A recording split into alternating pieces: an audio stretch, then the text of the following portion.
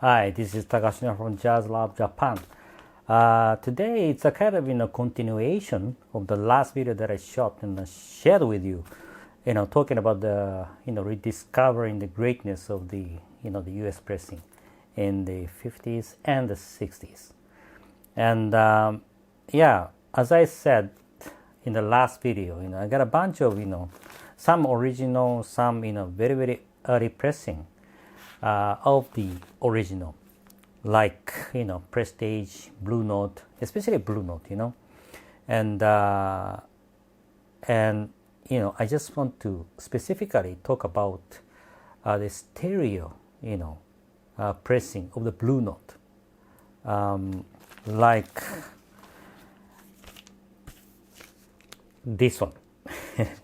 As you know, this is the Donald Byrd Free Form, and this is the original, but because of this is the 4000 series, BLP 4000 series, and this one is stereo, by the way, and in the 60s, as you know, the Rudy Van Gelder and the Blue Note, they released something like this. This one is I think originally it was recorded in the 66, I guess. So they released mono version BLP 4000 something. Particularly this one is BLP 4011.8, right? That's mono, but this one is stereo, BST, 84118. Yeah, this is the one. But this one is the original stereo pressing of the Donald Byrd Free Form. And this one, if you look at this one is a Horace-Scope. If you look at the jacket, this one is a BLP 4042. Yeah, this is the jacket for the mono issue. But this one is, as you can see, they put the stereo sticker here. Although they use the mono jacket design, but this one is particularly is stereo. Stereo, and this one is not the original, but I think this is the second pressing of something, because if you look at the label, yeah, they have the they are the deep grooves on the both sides, but the label is Blue Note Records Inc. NYC label. So I guess this is the second pressing of something, but anyway, almost like the original, right? And what I wanted to discuss today is about the sound. The sound of these stereo pressings are just out of this world. Yeah, I've in the past, I've of course obtained the original stereo Blue Note records. Not many times, but several times in the past, and I didn't listen to them intensively, maybe. But with these copies, I just listened to them, one by one, deeply, and I was just blown away by the sound. Yeah, the sound quality, I should say, yeah, of course it's superb because it's the original. And as I talked in the last video, the pressing quality is also just amazing, the finishing, and I think the vinyl itself that they used at that time is very very clean vinyl. They didn't use the recycled vinyl like in the late 60s and 70s that the Liberty and the UA used. Yeah, I think so, because it's very great finishing, and also the noise issues is not there. Yeah, of course the scuff and the scratches are there on these copies because of the ages and because of the inner sleeve that they used at that time. Yeah, of course, even if you cared for those records. Sometimes, the scratches are there and a scuff are there. But with these copies, even if you see the scratches and the scuff on the surface of the vinyl, it doesn't produce a lot of noise, very clean, and yeah, just fantastic. Yeah, that's the thing that I talked about in the last video. And the sound, is just I don't know how I can describe it, but with these stereo copies, the sound is over dynamic. Yeah, when you listen to it, just real. Like the instrument sounds, everything. Just subtle noise and a little noise are there that in the later reissues, even the Japanese pressings in the reissues cannot be heard. Yeah, very real. Yeah, it's like you were actually there, with the RVG and the actual musicians present there. Yeah, that's the thing.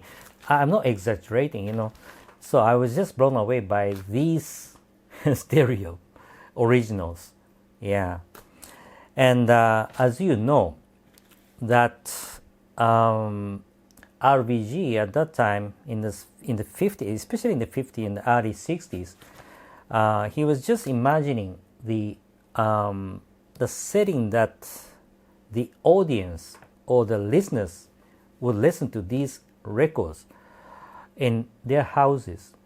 Yeah, like using the ordinary, audio setting, right? Audio equipment, not high end at that time in the 50s and the 60s, right? So that's why he intentionally, Rudy Van Gelder intentionally, mastered it and cut it to the max, especially the the bass sound and maybe high tone, yeah, high.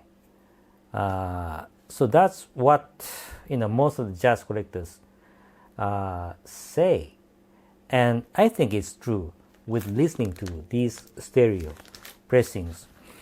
It's a kind of over exaggerating the sound that is coming out from the vinyl here, but to me it's good. It happens to be good. That I don't know the other titles, but with these particular copies, the titles, Free Form and Horace-Scope, these two are just fantastic. Very, very real. I don't know whether you notice that too, and that's the thing. And another thing I want to talk about today is about the grading.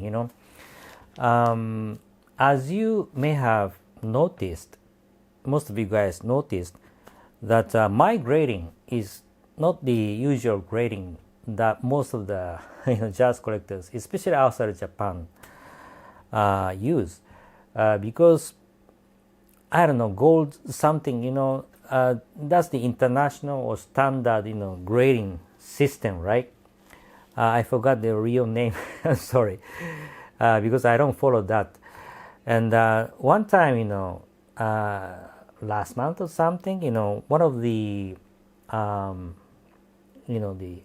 eBay buyers asked me about the grading system that I use, and he mentioned that standardized, internationally, grading system, saying that one of the US pressing that I listed at that time, I think, visually, yeah, it is not mint or near mint, of course.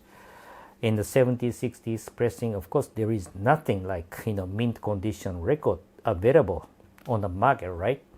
But I put NM because I prioritize the sound grading than the visual grading because of my past experience, personal past experience, buying the real original pressings and maybe early pressings from the US at the eBay long time ago, maybe 10 years ago or over 10 years ago. And I got some originals, but all I was disappointed because VG++ or VG Plus or whatever that they put, and visually they look good, and with their grading at that time, they are good to me. And after I bought those records, and of course from the US, after some weeks, and the the records came, and I was just disappointed. The noise is just terrible. The noise is there. Yeah, that kind of thing. I just felt that I wasted my time and energy, and of course the money, the real money, because they were not that cheap. Yeah, over $500, or sometimes nearly $1,000 at that time. So I was really, really disappointed. Yeah, and from that experience, my personal experience, if I ever start setting the records by myself, I would not grade the records like that. Yeah, that's what I thought, and that's what I decided myself. Never to grade the records like the other people grade. Yeah, of course, even if that, and I already said in the last video that even if the records visually look good or not that bad, just some scuff and the scratches, and you think that these records sound great without a lot of noise, but unless you spin it, you cannot know, especially the US pressings. Maybe the Japanese pressings after the 70s, 80s is good, visually good, and the sound is also good, noiseless. Yeah, that's the thing. But the US pressings are very, very cunning, and yeah, you cannot know unless you spin it, right? So that's why even if the US pressings like these visually are not NM, I usually put NM because I listen to them, even if it is a spot sound check, I just listen to them, and I know that this one is good. Yeah, like these ones are good. Yeah, you cannot get this kind of yeah, copy with this level of perfection anywhere on the market, because I'm confident. So that's why I usually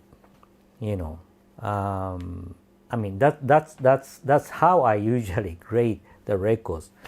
So in case you happen to see my stores at eBay or at JLJ, yeah, that's the the grading policy that I use, right? Because I always think about on the side of the listeners, the buyers, right? Not the sellers like me. Yeah, that's how I grade, and that's how I treat the records. Yeah, that's the thing. I don't know whether you think about that kind of grading. JLJ grading is bogus or great, but at least as far as I get the feedback from the real buyers at eBay and the JLJ, I think my grading is not that bad. And in case, of course, I'm not that perfect 100%, of course. Sometimes I miss some points, and that's why I usually put the 60-day no question asked money back guarantee.